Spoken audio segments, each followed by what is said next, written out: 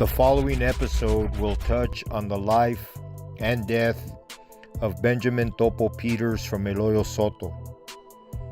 On February 18, 2001, Benjamin Topo Peters, age 60, died of liver cancer at Corcoran State Prison. Topo is another example of yet another Mexican Mafia member who ascended the criminal corporate ladder, maintained his lofty status for decades, then went from the penthouse to the basement. Like most of his fellow carnales, his arrogance and ruthlessness were evident when dealing with M associates and those he preyed upon in the prison and street world. Topo Peters was born in East Los Angeles on January 12, 1941, an only child whose parents divorced when he was 8.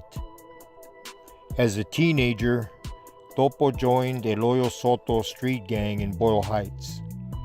At 14, he was sent to a forestry camp and on February 4, 1957, was committed to the California Youth Authority and became one of the Mexican Mafia's charter members at DVI, the Dual Vocational Institution in Tracy, California.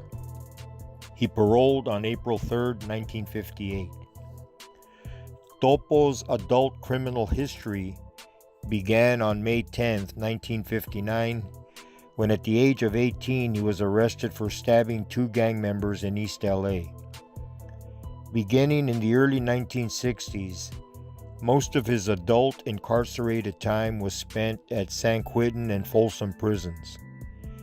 In those early years, Topo, Spanish for gopher, was affectionately dubbed El Dientudo, the big tooth, and was considered a hothead, possessing a temper that often affected his judgment.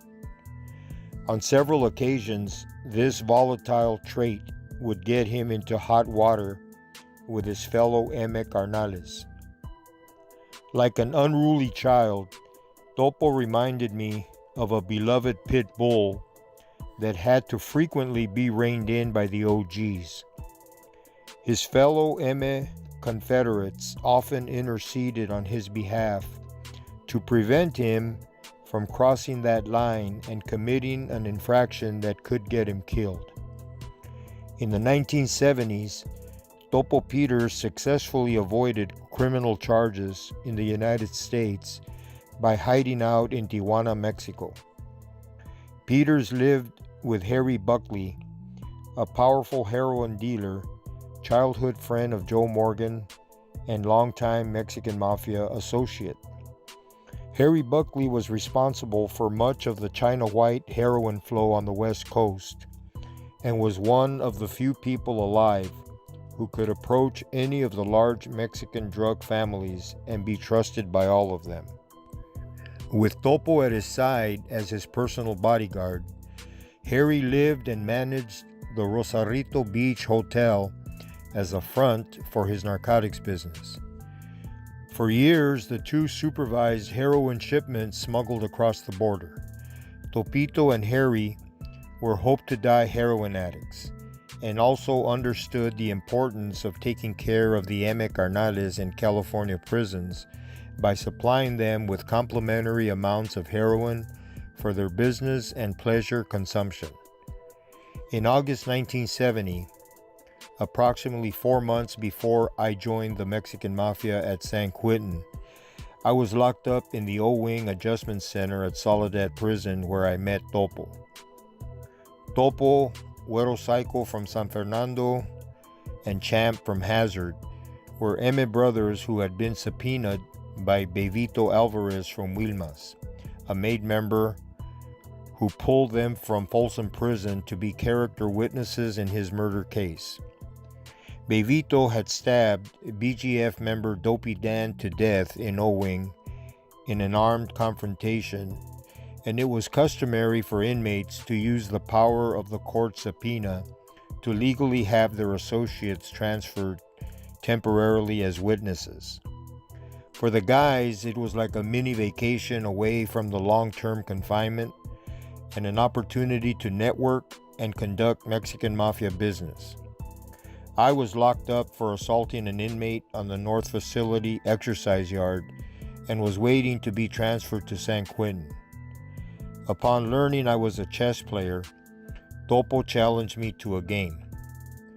When you were in lockup, you could play chess from one cell to another by simply numbering your chessboard squares and calling out your moves. After beating him pretty decisively, I think I could almost see the smoke coming out of Topo's cell. He was very quiet for a few minutes after I checkmated him, and he wouldn't even congratulate me. Suddenly, I heard the sound of his plastic chess pieces bouncing onto the tier as he had apparently violently flung them from his chessboard and outside his cell. Topo had blown a gasket. His fellow M. Carnales took turns teasing him and giving him a hard time for being a sore loser. Of course, they could get away with it. Because I was not yet a made man, I wisely held my tongue and allowed Topo to vent his rage over his performance, or lack of. 2 days later, all was forgiven, and he invited me to another game. I whipped him again, but this time he handled it better. MS Sureños and gang associates pretty much understand that interacting with made MM members was like navigating through a minefield.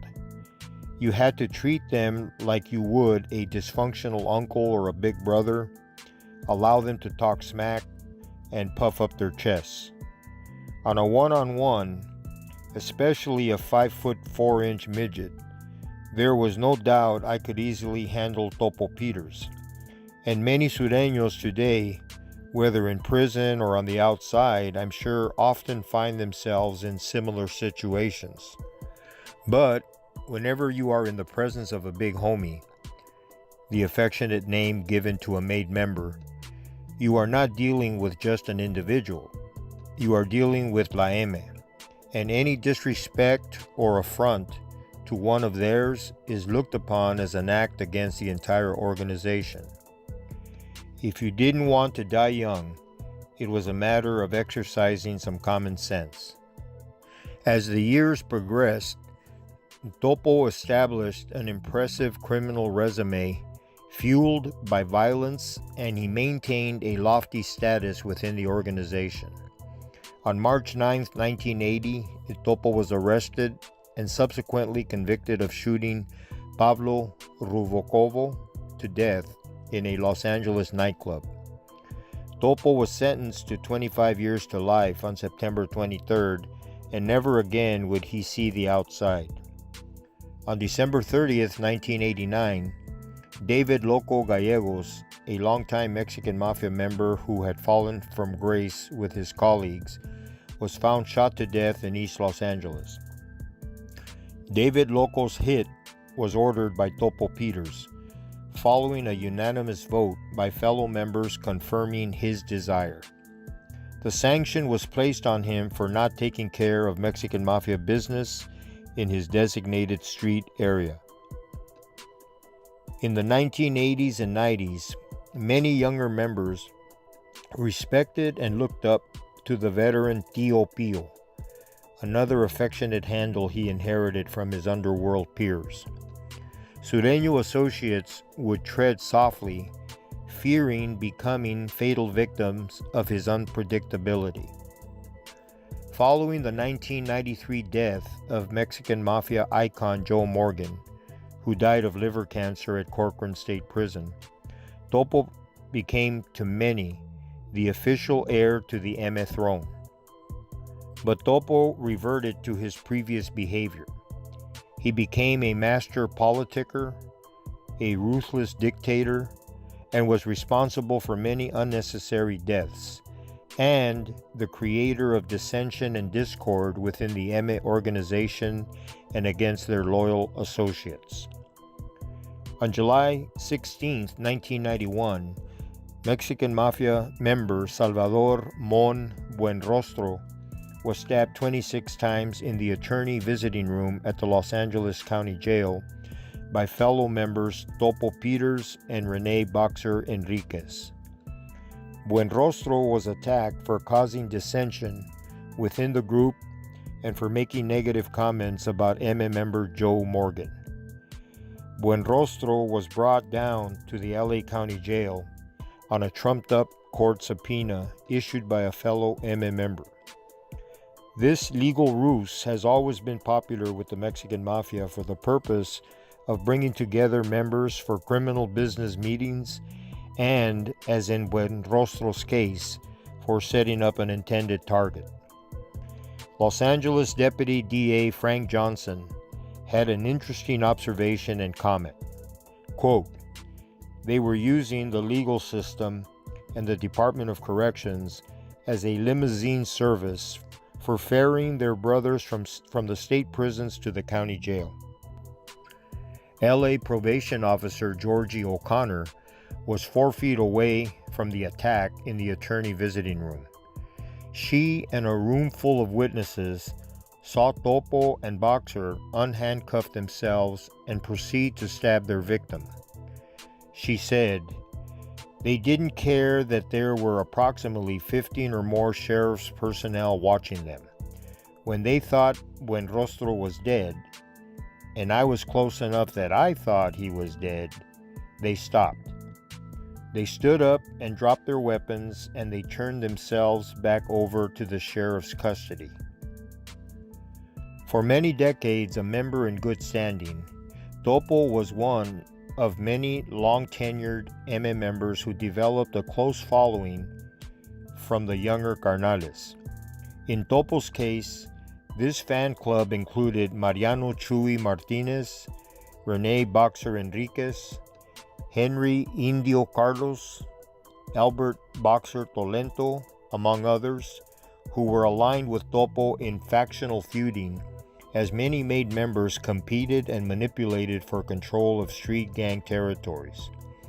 The Mexican Mafia rule against politicking versus a fellow member, a rule, by the way, that carried the death penalty, was temporarily and conveniently forgotten or overlooked for a few years, as greed became the motivating factor that drove these men to engage in their factional tug-of-wars.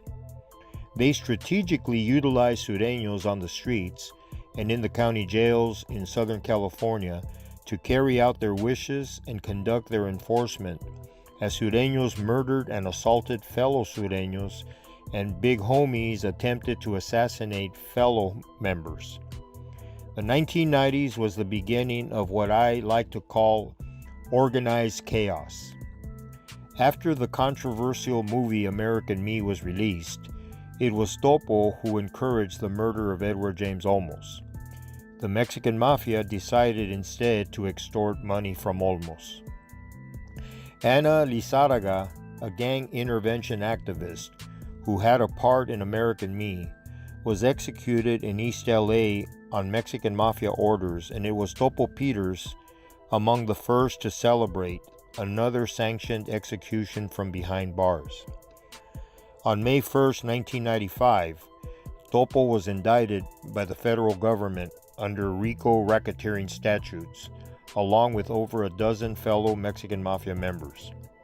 Ironically, the star witness, Ernest Chuco Castro, was a member who had previously been sponsored by Topo over a decade prior to the indictments. With the exception of Victorio Murillo, every MM member charged, including Topo Peters, was convicted and received life sentences. On April 4, 1998, MM member Victor Victorio Murillo was shot to death in Visalia, California, by a Mexican Mafia Sureño hit team directed by Chuy Martinez, with Topo Peters in agreement and signing off on his execution. Co-conspirator and fellow MM member Charles Chacho Woody utilized the loyal services of Eddie Joe Annette, also known as Inch from Compton, to perform the execution. Victorio was very popular with the MA rank and file, and they never forgot this betrayal of a good brother. Topo successfully participated in a smear campaign versus Victorio, which began when Victorio was acquitted on the RICO charges. But many MA brothers were in disagreement with Topo and his supporters. One thing to keep in mind is that the MA never forgets. This became one of the negative points against Topo as his support began to slowly erode. Topo had lost credibility within the organization during his later years. For years considered a hothead by his MA brethren, he flirted dangerously close, as many of them do today, to having himself executed for his propensity to instigate internal strife. When I reflect on the lives of many Mexican Mafia hardcore members who put in what amounts to a lifetime of organized criminal work, and I can apply this to members of any prison gang or criminal organization, I compare them to the driver of a runaway truck with no brakes. At some point, a fatal collision will take place. Whether he was known as Topo, Dientudo, Topito, Patitas, Tio Pio, or simply Benjamin Peters, Topo's life consisted of decades of imprisonment and solitary confinement, violence and betrayal, and living the big lie. There is no retirement plan for a Mexican mafioso. A long-time hope-to-die heroin abuser, in the end, Topo succeeded in alienating his MA confederates and was saved from their wrath only by contracting the drug-related disease that ultimately claimed his life. Once viewed as the successor to Joe Morgan as the MA kingpin, Topo's last wishes to prison staff members was to be left alone to die in his Corcoran prison hospital bed. Topo would go out without a bang. Another example of a Mexican Mafia member who lived a sad existence, exiled by his own volition to a lonely life in prison, and very possibly losing his soul to the pit of hell. My personal hope and desire for these men, especially the men I knew in the day, like Topo, is that somehow, some way, you come face to face with your Creator, and like the thief on the cross, make peace with the Lord of Lords. If a headstone were generated summing up Topo's Mexican Mafia legacy, the appropriate headline would simply read, "Nobody came to his funeral."